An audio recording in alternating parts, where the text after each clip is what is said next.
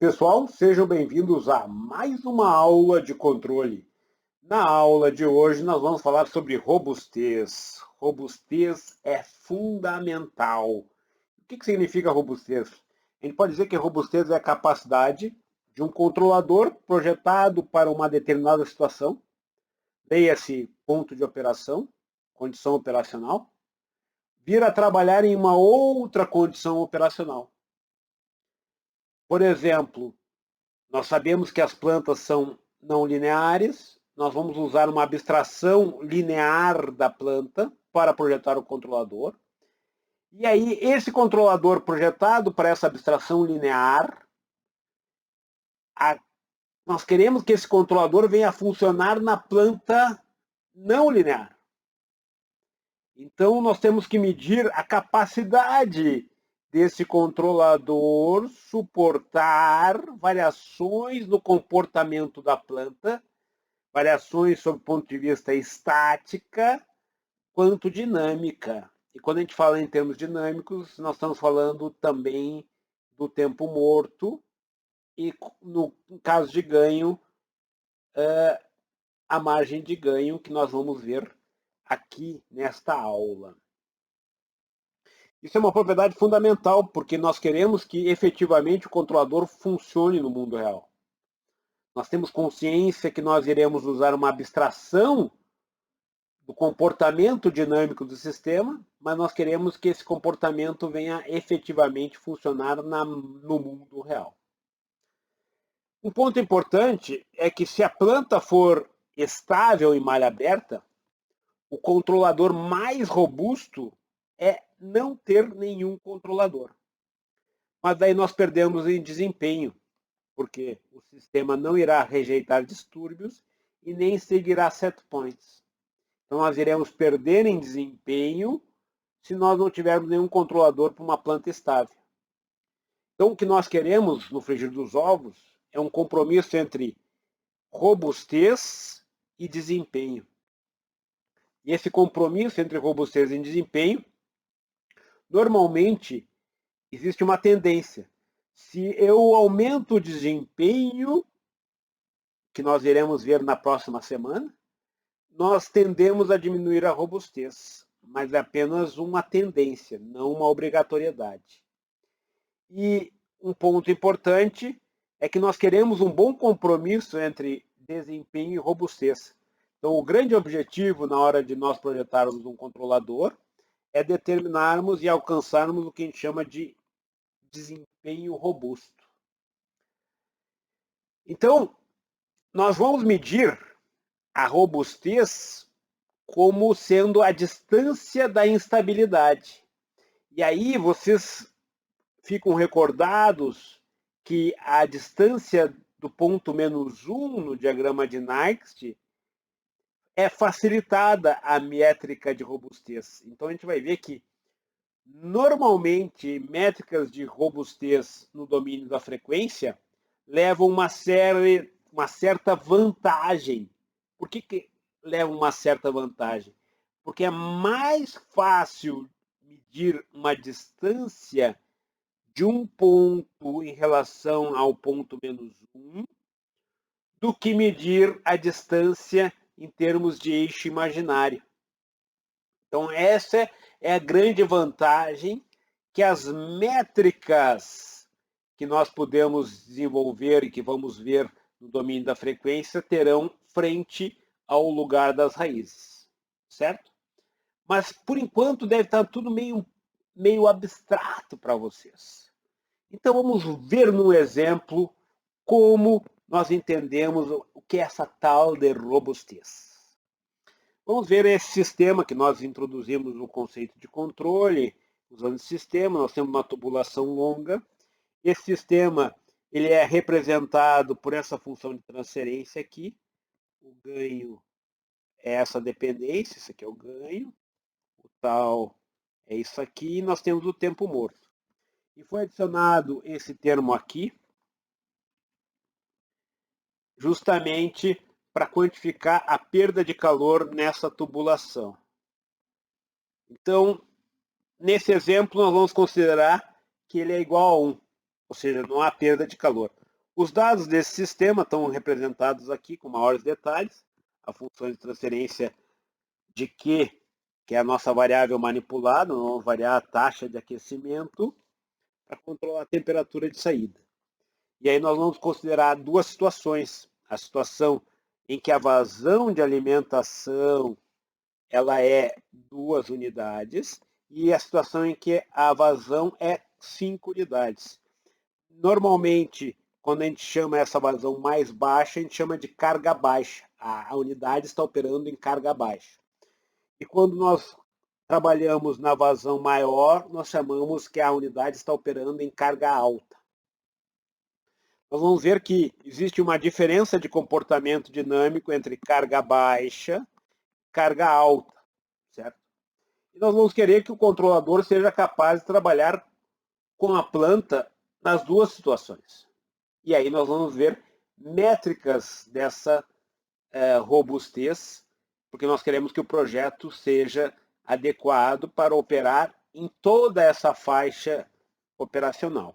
Então, antes disso, nós vamos ilustrar para vocês, usando esses valores aqui de volume, de faixa de variação, de ρ, CP, o inverso disso igual a 2,5, nós vamos então obter as duas funções de transferência para essas duas situações.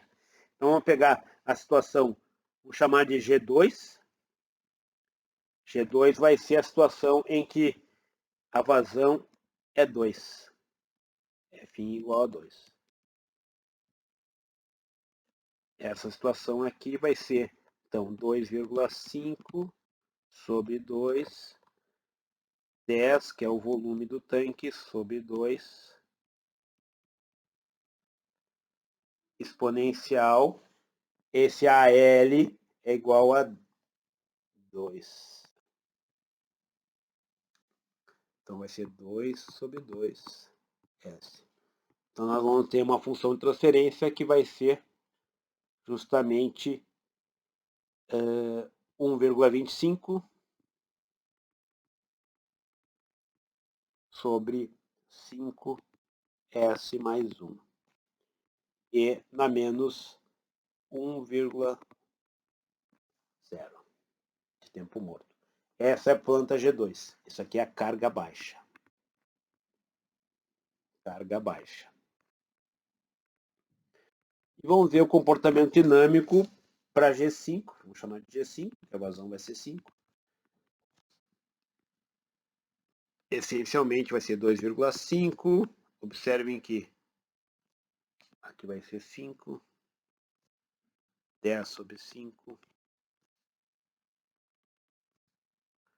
E na menos 2 sobre 5S. Então, nessa situação, nós vamos ter a função com ganho 0,5, menor ganho. E vamos ter o tal igual a 2. Menor tal e menor tempo morto. Ou seja, quanto menor o tempo morto, mais fácil vai ser de controlar essa planta. Então aqui nós temos a planta. Essa é a planta não linear. Nós queremos que o controlador opere com a planta não linear. Mas o nosso controlador vai ser projetado usando uma planta linear. Nós vamos usar uma determinada planta como base. Esse vai ser o que nós chamamos de comportamento nominal. E vamos projetar o controlador para essa planta. Então nós temos aqui duas plantas possíveis, a carga alta e a carga baixa. E nós vamos escolher uma dessas plantas e vamos projetar o controlador para ela, mas nós queremos que ela opere e funcione adequadamente na outra situação, certo? Então, para isso, nós vamos ter que escolher uma dessas plantas e aí nós vamos escolher, normalmente, se nós fizermos o diagrama de Bode para essas duas plantas, nós vamos ter aqui a situação carga alta que é menor ganho. Isso aqui é a carga alta. E a outra situação ali é a carga baixa.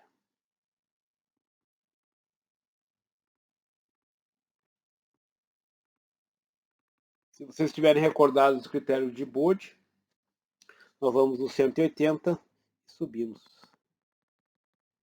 E aí nós vamos ver aqui que nós temos duas situações. Esse aqui vai ser justamente o valor chamado de KU. Vai ser o A, esse aqui vai ser o A carga alta, por A5. Aí o KU vai ser KU5 vai ser 1 sobre o A5. E nós temos a versão carga baixa. E aí essa situação da carga baixa vai ser esse outro valor. Esse aqui vai ser o carga baixa. Desculpe, carga alta.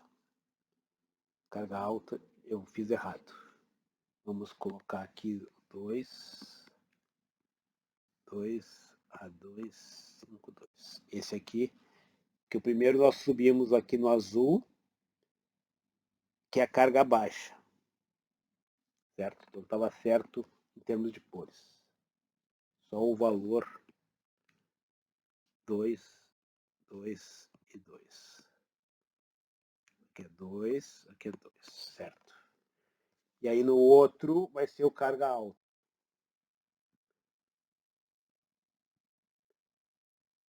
Carga alta é o vermelho. Então nós vamos ter carga alta, que representa o A5. Nós tiramos daqui do gráfico e o KU vai ser 5, vai ser 1 sobre esse A5. Aí nós vamos ver que o mais indicado para esse caso é nós projetarmos o controlador para a carga baixa. Porque se nós projetarmos o controlador para carga baixa, ele vai funcionar em carga alta. Então, uma regrinha típica é a dinâmica acaba sendo mais lenta na carga baixa, e se nós usarmos a carga baixa como referência em termos de comportamento, ele vai funcionar normalmente em carga alta. Isso nós vamos ver agora quando nós falarmos de métricas de robustez, certo?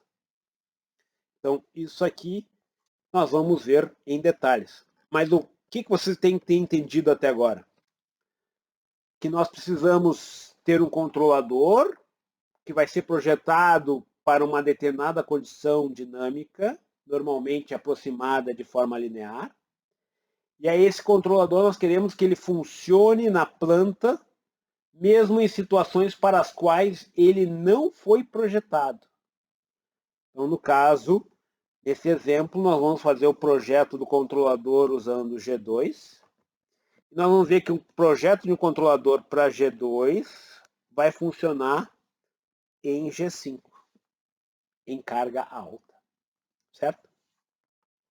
Isso nós tiramos essa conclusão usando o diagrama de Bode, certo? Então vamos introduzir o conceito então de margem de ganho. Uma vez entendido o conceito de robustez, que é a característica e a capacidade de trabalhar em situações para as quais o sistema não foi projetado, nós vamos agora ver métricas dessa robustez. E a primeira das métricas nós chamamos de margem de ganho. A margem de ganho é o número que nós vamos colocar aqui. Então, nós vamos fazer um projeto de um controlador para uma determinada planta. Então, a margem de ganho é uma propriedade do casal, é uma propriedade do laço. Ela é uma propriedade desta união. Laço, nós temos um laço matrimonial entre a planta e o controlador. Agora não existe mais planta, não existe controlador. Existe um matrimônio formado entre a planta e o controlador. E esse matrimônio formado entre a planta e o controlador tem uma margem de ganho, que seria o quanto essa relação formada entre o controlador e a planta vai suportar com uma variação apenas no ganho da planta. Então, para ilustrar isso, tipicamente nós queremos que uma margem de ganho seja 1,7 ou superior. Que seria, o que significa 1,7? Significaria que eu poderia ter uma variação, digamos que eu tenho uma planta que fosse, e o controlador fosse projetado por uma planta que seria essa aqui, por exemplo.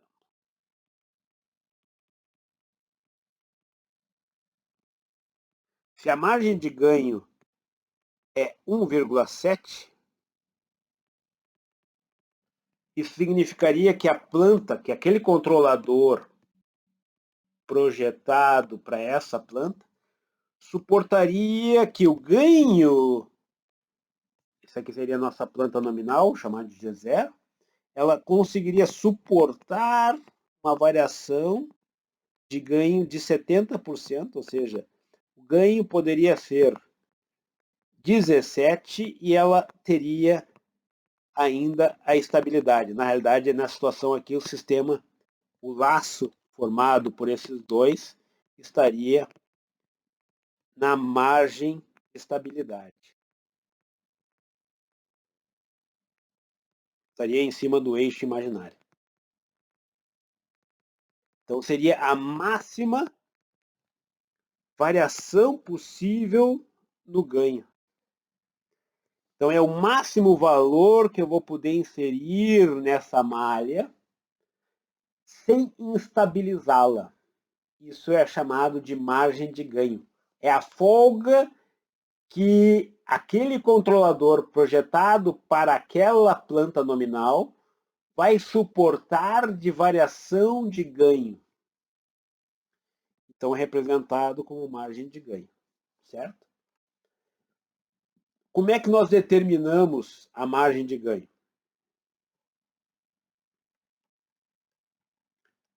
Se vocês estiverem pensando a respeito, vocês vão ver que tem uma certa similaridade com o ganho ultimativo. Porque a forma de determinação, em termos de gráfico, é similar. Então, se eu for fazer no lugar das raízes, a margem de ganho vai ser, aqui vai ser a frequência 180. Quando nós falamos de KU, isso aqui seria ômega U, quando a gente fala de KU. Mas aqui nós estamos vendo o gráfico, que é o RL2, ou seja, que é o gráfico do lugar das raízes do laço, G vezes C. E aí o máximo valor permitido de variação de ganho, que vai fazer com que o sistema leve os polos em cima do eixo imaginário. Então a margem de ganho vai ser o quê? Vai ser 1 sobre o laço avaliado na frequência 180, sendo que a frequência 180 é aquela, é a parte imaginária aqui do diagrama. O módulo disso, esse aqui vai ser o A, então a margem de ganho vai ser 1 sobre A, certo? Então é assim que nós determinamos a margem de ganho usando o lugar das raízes. Pelo diagrama de Bode, nós determinamos da seguinte forma. Nós vamos na frequência 180, subimos, determinamos o A. Lemos aqui o A. A margem de ganho é 1 sobre A. Em todos esses diagramas, o A é isso aqui, ó. É a magnitude do laço. Então, o laço, a magnitude do laço é essa curva aqui. avaliada em 180. Então, nessa frequência, o A é isso aqui, ó. Esse é o A. Então, a margem de ganho é 1 sobre esse A, certo? Então, é o mesmo A lido aqui no diagrama de Bode, lido aqui no diagrama lugar das raízes. É o mesmo A, certo? Para entender melhor esse A, é fácil de entendê-lo usando o diagrama de Next. Por quê? Porque a frequência 180 é essa aqui, ó, em cima do eixo real negativo. Essa aqui, todos os pontos em cima do eixo real negativo têm defasagem de menos 180. Então, nós temos A. Esse A, quanto falta a A para passar em cima do menos 1? Então, nós temos margem de ganho, é o número que eu vou multiplicar ao que eu tenho A. De tal forma que isso venha a dar 1.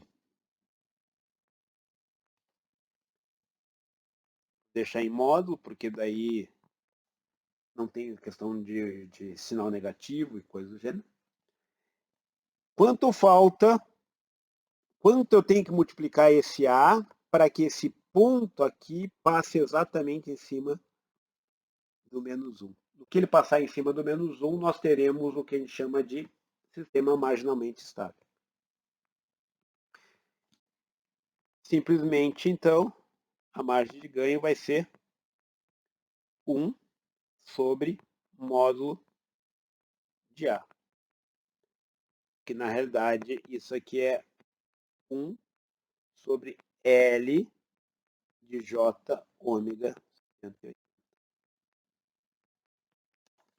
E aí nós temos a margem de ganho.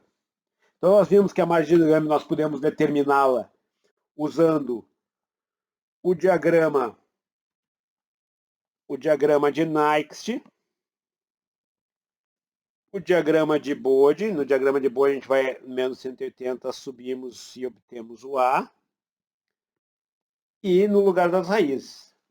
Mas se vocês estiverem recordados, algo muito parecido e determinado de forma análoga, usando essa mesma sistemática, é o que a gente chama de ganho ultimativo.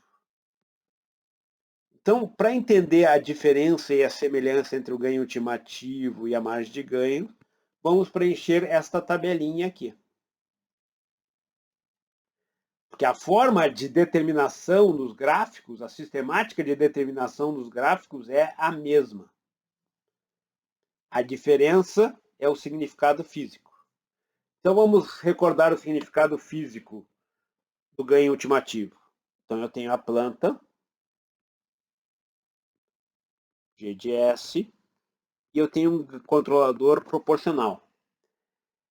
O ganho ultimativo é o maior valor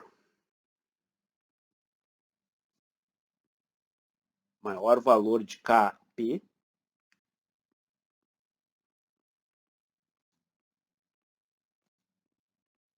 que a malha vai suportar. Mas a malha é formada por um controlador puramente proporcional. É o máximo ganho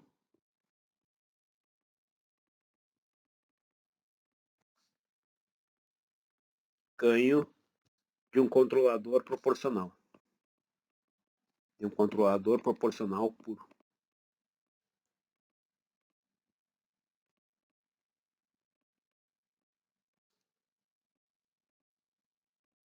É um controlador proporcional puro.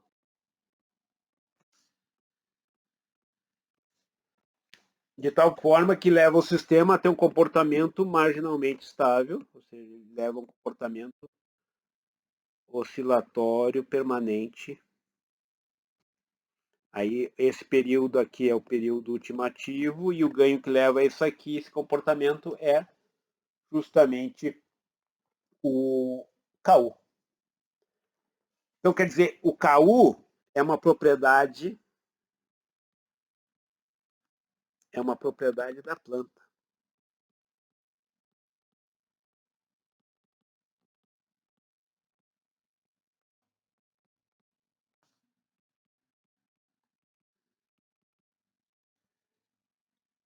apenas da planta.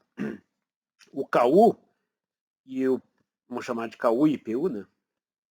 Assim como o PU.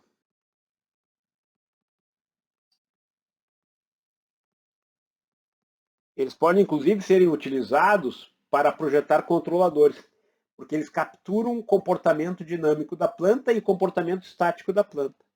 Então, eles são usados para capturar e descrever o comportamento da planta sob o ponto de vista da malha de controle. Já a margem de ganho, nós temos agora o quê? Nós temos um controlador que foi projetado para uma determinada planta e nós queremos determinar o maior valor, que é um número real, positivo, que pode ser inserido na malha, que vai levá-la até a região de estabilidade. Ou seja, a margem de ganho é uma propriedade do casal. Eu costumo fazer a seguinte analogia, caso você ache pertinente ou não, fica a critério de você. Eu considero que aqui nós temos, num laço, nós temos o casamento entre o homem e a mulher, por exemplo. Então, a margem de ganho é uma propriedade do matrimônio formado pelo controlador e planta, pelo laço matrimonial. Já KU é uma propriedade do homem solteiro. Aqui, MG é uma propriedade do homem casado, ou melhor, da relação matrimonial. E essa relação matrimonial permanecerá estável até um limite possível de variação de margem de ganho. É o máximo valor que essa relação matrimonial formada pelo controlador e pela planta irá suportar uma variação puramente estática. Isso é margem de ganho. Então, a margem de ganho é uma propriedade, a margem de ganho é uma propriedade do laço.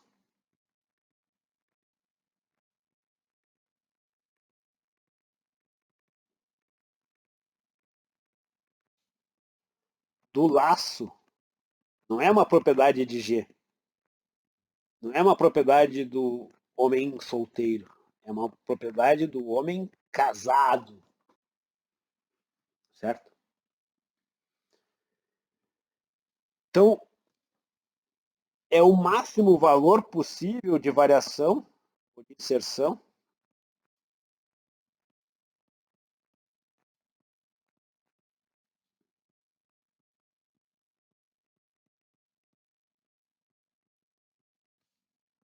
inserção de um ganho, de uma variação de ganho, de um multiplicador.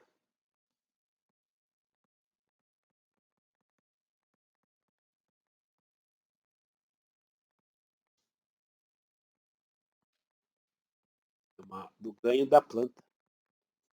Então, por exemplo, normalmente nós requeremos que a margem de ganho seja maior ou igual a 1,7.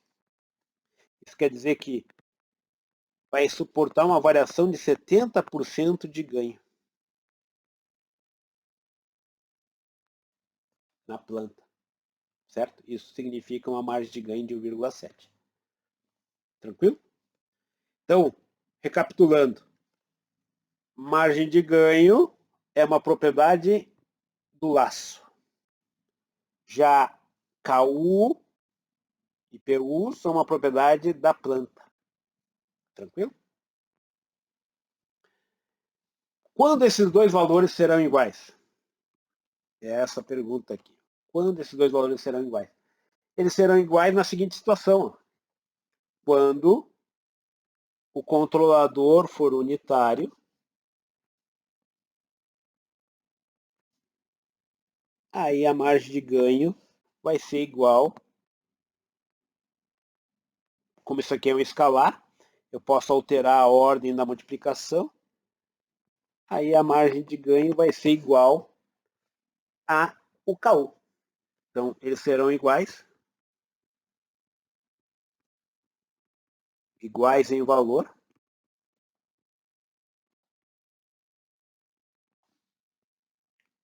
quando o controlador for a identidade for 1.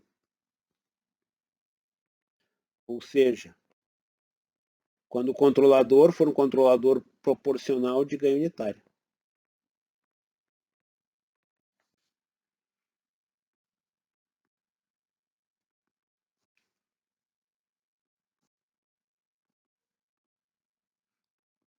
Ou seja, for proporcional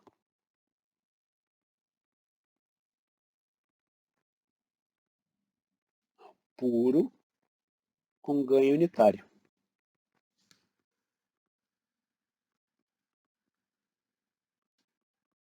Kp igual a 1. Nesse caso, as duas grandezas vão ser iguais. Certo? Bom, mas como eu calculo e como nós obtemos e determinamos a margem de ganho, a margem de ganho e o KU? Essencialmente construindo, por exemplo, para determinarmos o KU e o PU, nós vamos construir e vamos determinar a partir, por exemplo, do lugar das raízes, RL2, por exemplo. Esse aqui é o comando que gera o lugar das raízes, mas daí eu vou fazer o lugar das raízes de G de S. E vou determinar, a partir desse diagrama obtido, o KU e o PU. Vou obter o diagrama de Bode de G de S. E vou determinar o KU e o PU usando a mesma sistemática que nós vimos. Vou fazer o diagrama de Next, também de G de S. Ou seja, nós usamos sempre o G de S.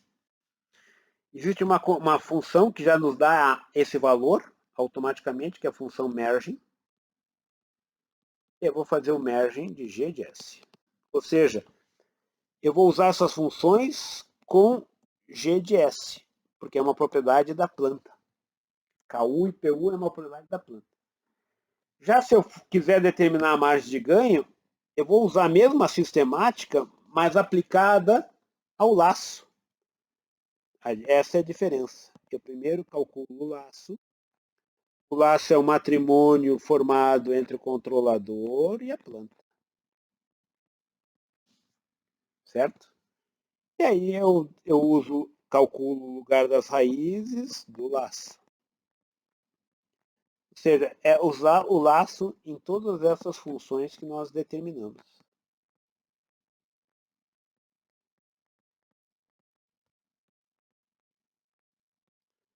Next do laço. E a mergem do laço.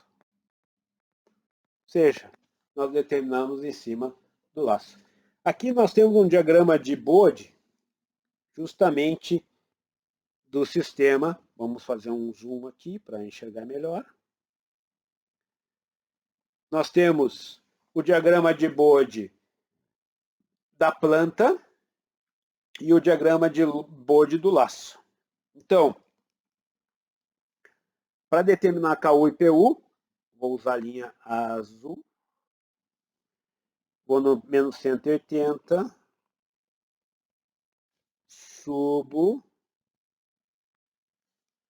E tiro aqui o valor de A.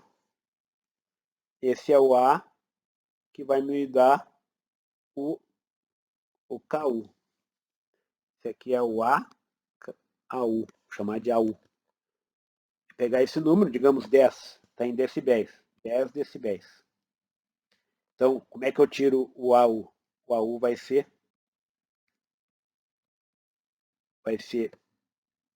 menos 10 decibéis, 10 elevado. Antes de mais nada, só para recordar aqui, o que é em decibéis? decibel é o quê? Menos 20, é 20 logaritmo decimal do AU, por exemplo. Então, AU vai ser o quê? Vai ser o que eu meço em decibéis, que nesse caso é menos 10, por exemplo. Vai ser 10 elevado a menos 10 sobre 20. E aí o KU vai ser o inverso do AU.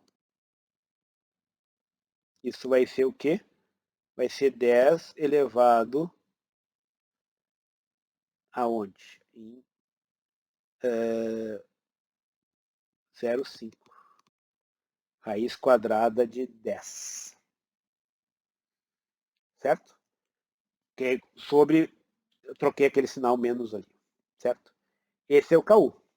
Para obter o valor de margem de ganho, eu vou fazer a mesma coisa, só que agora eu vou na curva do laço.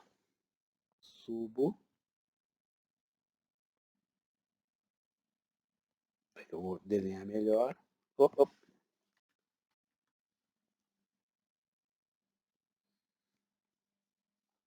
E aí nós vamos tirar aqui, por exemplo, 5.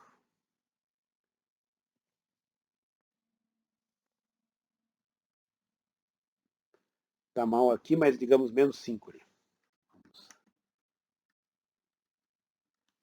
Vamos desenhar melhor.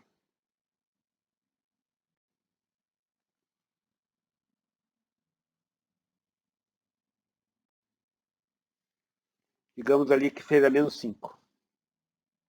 Aí a determinação vai ser assim. Ó. É a mesma historinha. O MG vai ser igual a 1 sobre... Vou trocar aqui.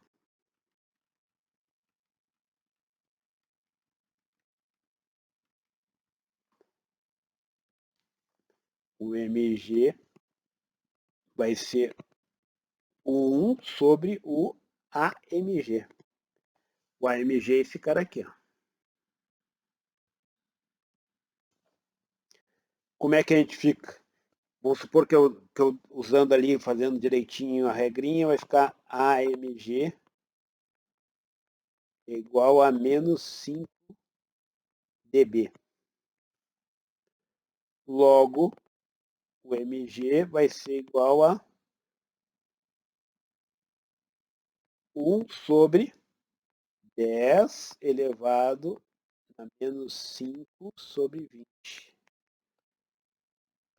Ou seja, o MG vai ser 10 elevado a 5 sobre 20.